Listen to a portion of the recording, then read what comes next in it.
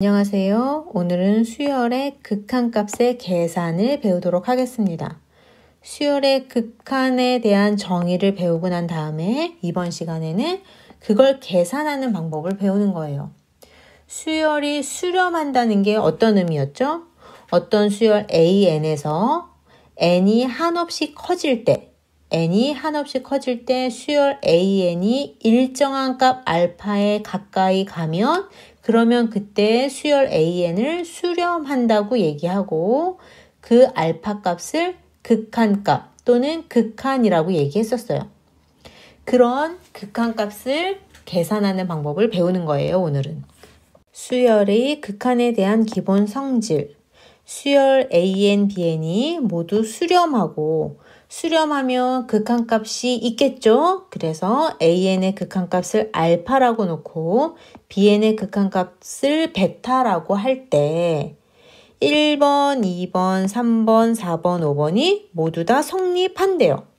1, 2, 3, 4, 5번을 잘 봤더니 어떤 상수를 곱했을 땐 그냥 상수는 앞으로 나가면 되고 C를 앞으로 내보내줬죠, 지금? 그래서 그냥 C 알파가 되고 수열의 합의 극한값은 그냥 따로따로 계산해서 알파 플러스 베타가 되고 수열의 뺄셈의 극한값도 그냥 따로따로 계산하면 되고 곱셈도 따로따로 쓰면 되고 나눗셈도 따로따로 썼어요, 지금. 자, 이게 뭐냐면 사칙연산을 덧셈, 뺄셈, 곱셈, 나눗셈을 그냥 편하게 자유롭게 하겠다 이런 뜻인 거예요, 지금. 상수는 앞으로 내보내주고 극한의 사칙연산을 자유롭게 계산할 수 있다. 굉장히 편하게 계산하면 된다 이런 뜻인 거예요. 이래서 수열의 극한이 되게 쉬워지는 거야. 근데 이거의 핵심은 뭐냐면 이걸 아무 때나 이렇게 쓰면 안 돼. 이거의 핵심은 여기 수렴하는 수열일 때. 수열이 수렴하면 이런 사칙연산 계산을 자유롭게 할 수 있다 이런 뜻이에요. 당연히 0으로 나누는 경우는 제외하고. 자, 이거의 핵심은 뭐라고요? 아까 수렴하는 수열일 때는 극한값의 계산을 편하게 자유롭게 할 수 있다. 간단한 예제를 몇 개 풀면서 극한값의 계산을 직접 해봅시다. 리미트 n이 무한대로 갈 때 n분의 1은 0임을 이용하여. 여러분들 이거 기억하죠? 얘는 굉장히 중요하니까 꼭 머릿속에 기억을 해야 돼요. n이 무한대로 갈 때 n분의 1은 1분의 1, 2분의 1, 3분의 1, 4분의 1 n이 점점 커지면 커질수록 분모가 엄청 커지잖아요. 분모가 계속해서 커지는 거예요. 분자는 일정한 상수인데 분모만 계속해서 커지는 경우 그거의 극한값은 0이에요. 꼭 기억하세요. 이거를 이용하여 다음을 계산해 봅시다. 1번. 이 1도 1로 수렴하는 수열이고 n분의 1도 수렴하는 수열이니까 n분의 1도 0으로 수렴하니까 얘는 수열의 기본 성질을 사용할 수 있다는 얘기예요. 그럼 어떻게? 따로따로 계산을 이렇게 해주고 따로따로 리미트를 써주고 리미트 1은 1의 극한값은 1이고 n분의 3에서 3은 상수니까 앞으로 나가면 n분의 1은 0으로 가니까 1이에요. 자, 근데 너무 길다. 우리 이제 이것만 보고도 바로 계산할 수 있을 것 같아. 어떻게? 자, 봅시다. n분의 3인데 n분의 1이 0으로 가니까 이거는 극한값이 0이야. 그러면 뭐만 남아? 1만 남아서 극한값이 1이네. 이렇게 계산하면 돼요. 배운 거를 이제 익숙하게 연습을 해서 이거의 극한값이 이건 0, 그러면 1 이렇게 바로 나올 수 있도록 연습하세요. 두 번째, 리미트 n이 무한대로 갈 때 n제곱분의 1은 n분의 1 곱하기 n분의 1이라고 생각할 수 있고 리미트 n분의 1은 0 곱하기 0에서 0이 나왔어. 근데 우리 상식적으로 생각을 해봅시다. n분의 1의 극한값도 0이에요. 1분의 1, 2분의 1, 3분의 1, 4분의 1도 0으로 가. 그런데 n제곱분의 1은 어떻게 생겼냐면 1분의 1, 4분의 1, 9분의 1, 16분의 1. 분모가 더 빨리 커지고 있어요. 분자는 계속 1인데 분모가 점점점 훨씬 더 빨리 커지고 있어요. 이것보다 더 많이. 그럼 얘는 어떻게? 얘도 당연히 0으로 가까이 가겠죠. 세 번째, 아까 우리 1번에서 빠르게 계산했던 것처럼 얘도 한번 빠르게 계산을 해봅시다. 딱 봤더니 n분의 1은 0으로 간대. n분의 4도 0으로 갈 거야. 그럼 남는 게 뭐지? 3분의 2만 남네. 이렇게 계산하면 된다는 얘기인 거예요. 수렴하는 수열의 극한값들은 우리 기본 성질과 함께 n분의 1이 0으로 가는 걸 이용해서 아주 쉽게 계산할 수 있었어요.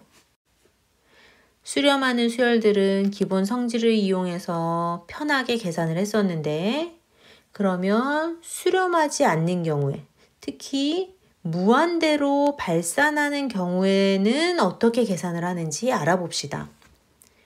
무한대 분의 무한대꼴과 무한대 빼기 무한대꼴이 나와 있어요. 무한대 분의 무한대꼴과 무한대 빼기 무한대꼴은 어떻게 계산을 할까?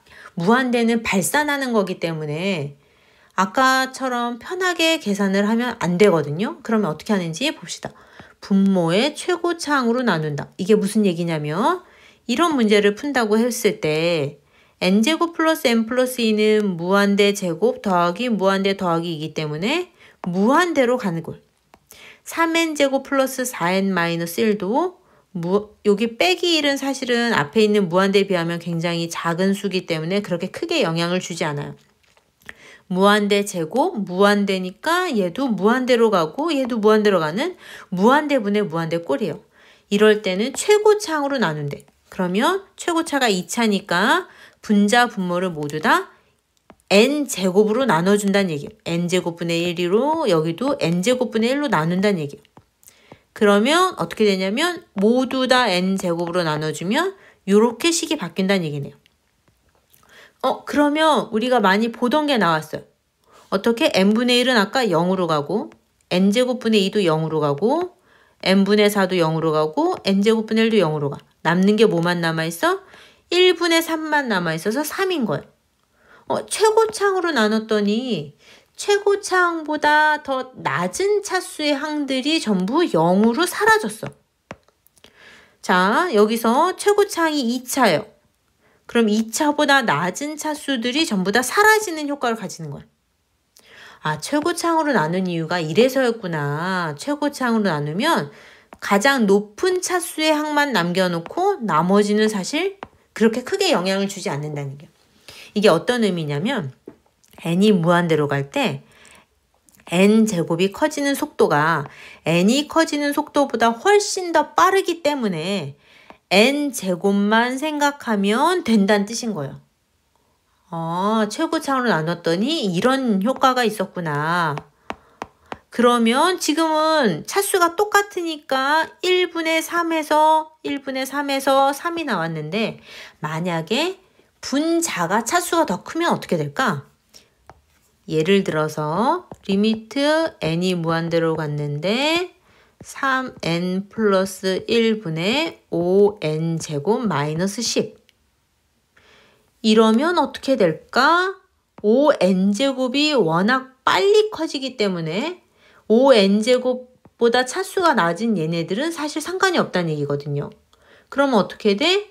분모보다 분자가 훨씬 빨리 커지고 있다는 뜻인 거야. 분자가 계속 빨리 커지면 얘는 어떻게 될까? 얘는 무한대로 발산한다는 뜻이에요. 그럼 반대로 써 있으면 반대로 예를 들어서 n이 무한대로 갈 때 여기가 5n제곱 마이너스 10분의 3n 플러스 1이면 그럼 얘는 반대로 분모가 워낙 빨리 커지고 있는 거야. 분자가 커지는 속도에 비해서 얘네들은 사실 n제곱에 비하면 미미하다는 얘기예요. n제곱이 훨씬 빨리 커진다는 뜻이에요. 분모가 빨리 커지면 어디로 간다고? 이건 0으로 간다고 했어요. n분의 1을 생각하면 돼요. n분의 1. 분모만 계속해서 빨리 커지면 0에 가까워지는 거야. 아, 최고차항으로 나눈다는 얘기는 결국 이건 무슨 얘기냐면 최고차항만 생각하면 된다는 얘기인 거야. 최고차항을 생각해서 문제를 풀면 돼요. 최고차항만 고려하면 돼요. 자, 두 번째. 무한대 빼기 무한대 꼴은 어떻게 계산하냐면 사실 무한대 빼기 무한대를 보고 이거 빼서 이렇게 0 이라고 쓰고 싶지만 절대 이걸 0이라고 쓰면 안 돼요. 무한대분의 무한대도 이거 약분해가지고 는 1 이렇게 쓰면 안 돼. 자, 이거는 무한대는 숫자가 아니기 때문에 그렇게 약분을 하거나 그러면 안 되는 거예요. 그럼 이건 어떻게 하냐면 이 빼기는 계산이 안 돼. 왜냐면 앞에 무한대와 뒤에 무한대가 어떤 게 더 속도가 큰지 어떤 게 더 빨리 커지느냐에 따라서 값이 다 달라지거든. 그러면 어떻게 되냐면 빼기는 빼기 때문에 계산이 안 되는 거라서 빼기를 없애줄 거야. 없애주는 방법이 유리화가 있어요. 유리화는 이럴 때 쓰는 게 아니었는데 유리화는 사실 분모에 있는 루트를 없애줄 때 유리화를 했었는데 지금은 루트를 없애는 게 목적이 아니라 이 마이너스를 없애주려고 유리화를 사용할 거예요. 예를 들어 보면 자, 이렇게 생겼을 때 n제곱 플러스 2n은 당연히 무한대로 가는데 무한대 루트 씌워도 얘는 무한대로 가요. 무한대 빼기 무한대요. 근데 뭐가 마음에 걸려 지금? 이 마이너스가 마음에 걸리는 거야. 요 마이너스 때문에 계산이 안 되는 거거든. 그럼 어떻게 한다고? 유리화 하듯이 여기를 플러스로 분자 분모에 플러스로 바꿔서 분자 분모에 곱해줬어요. 그러면 식이 어떻게 바뀌냐면 분자가 n제곱 플러스 2n 마이너스 n제곱해서 얘가 없어져서 2n만 남는 거야. 그랬더니 분명히 아까 여기서 마이너스가 마음에 걸렸는데 마이너스가 사라졌어. 그러면 이제 계산할 수 있어요. 그러고 봤더니 마이너스는 없는데 대신에 얘는 무한대분의 무한대꼴이네. 무한대분의 무한대꼴은 어떻게 계산한다고 그랬지? 그렇지. 최고차항으로 나눈다고 했잖아. 여기 루트가 있기 때문에 n제곱이 아니라 2차항이 아니라 루트 때문에 n으로 나눠주면 여기는 2가 되고 여기는 n이 루트 안으로 들어가서 n제곱으로 나눠주면 이렇게 바뀌어요. 아까 n분의 2가 0으로 가니까 여기 n분의 2가 0으로 가니까 1분의 2에서 1 나왔었어요. 여기서 최고차항만 생각을 하면 사실 n제곱이 2n보다 훨씬 빨리 커지기 때문에 여기 2n이 없는 것처럼 생각을 하면 그러면 어떻게? 2n분의 2n에서 1로 간다고 이렇게 생각하면 되는 거예요. 무한대 빼기 무한대 꼴에서 유리화를 하는 이유가 요 마이너스 때문이라는 걸 생각을 하면 이럴 땐 이렇게 푸는구나. 저럴 땐 저렇게 푸는구나. 이거를 기억하기 쉬울 거예요. 수열의 극한값을 계산하는 또 다른 방법을 배워봅시다. 아마 이것까지 배우고 나면 웬만한 극한값은 다 계산할 수 있을 거예요. 수열의 극한의 대소관계. 대소관계를 나타내는 기호가 부등호고 그 부등호가 들어간 식이 부등식이니까 아마도 이거는 부등식이나 부등호를 이용해서 극한값을 계산하는 경우를 얘기하는 거예요.